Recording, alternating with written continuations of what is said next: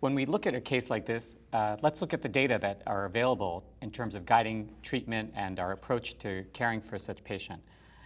An important study, given that we have been using RVD for so long, but with the absence of phase 3 data, is the SWOG 777 study, which compared VRD versus RD in newly diagnosed myeloma patients, but without an intent for immediate autologous transplant.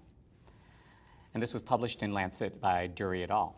And so this was randomized open label phase 3, 525 patients, and good performance status. The regimen was bortezomib. Importantly, it was given 1.3 milligrams per meter squared intravenously twice weekly, days 1, 4, 8, and 11, along with lenalidomide 25 milligrams and dexamethasone 20 milligrams. And that's the triplet compared to the doublet RD.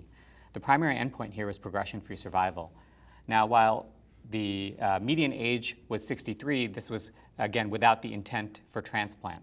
The number of patients that were older than 65 was relatively low at 43%. So it's important when we look at this study that we don't extrapolate it to all patients that might be over 70, such as our patient here. But looking at the results, we see that the progression-free survival, the primary endpoint, was in fact superior, 43 versus 30 months, with a hazard ratio of 0.71. Interestingly, that also translated into a median OS benefit of 75 versus 64 months, and again, a hazard ratio of 0.71. And the response rate, as we might expect, was also superior, 82 versus 72%. So I think this confirms what we had been doing for a long time with triplet versus doublet therapy, but really in the absence of phase 3 data. So it's nice to see this study come out, and we'll talk about some of the limitations of it. And one of them is actually, as I alluded to, the twice-weekly bortezomib regimen, which can be quite difficult for older patients to tolerate. And so the Dana-Farber group published in British Journal of Hematology their RVD light regimen, which is lenalidomide dose reduced a little bit to 15 milligrams days 1 through 21, which is important because, as we know, lenalidomide is cleared renally, and even though patients may have a, quote, normal creatinine, their clearance might be quite impaired because of their age and decreased muscle mass. Bortezomib was given subcutaneously here, once weekly, 1.3 milligrams per meter squared. Dexamethasone, 20 milligrams day of and after bortezomib. And this was given for 9 cycles, followed by VR consolidation. The median age here was older than the SWOG, 73 years, ranging from 65 to as high as 91. And the response rates were quite impressive. The overall response rate was 86%, and the very good partial response or better was 66%. Complete response was actually achieved in 32%, including stringent complete response in 12%. So while this is a relatively small study with 50 patients, it gives us another way to use RVD in newly diagnosed patients, particularly those who may be older. And most recently was the really long-anticipated study of looking at the impact of daratumumab in frontline myeloma. And this was a phase 3 study comparing dara with melphalan, bortezomib, and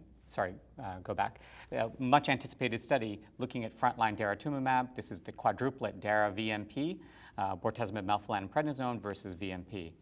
This was published in New England Journal by Dr. Mateos and her colleagues, and 706 patients, known as the Alcyon trial. These were, again, newly diagnosed patients that were ineligible for transplant, and as alluded to, dara VMP versus VMP is the study design. Again, an older population than the SWOG, a median of 71 years, and the range 40 to as high as 93. In terms of the efficacy, this was with a median follow-up of 16.5 months, and we saw that the PFS at 18 months was 71.6% with the quad versus 50.2% with the triplet, and a hazard ratio of 0.5. It's important to note that the control arm does discontinue after 9 cycles, and so the daratumumab continues on beyond that. So when we look at the curves, we do see a slight change in the shape of the curve when we move to single-agent dara maintenance.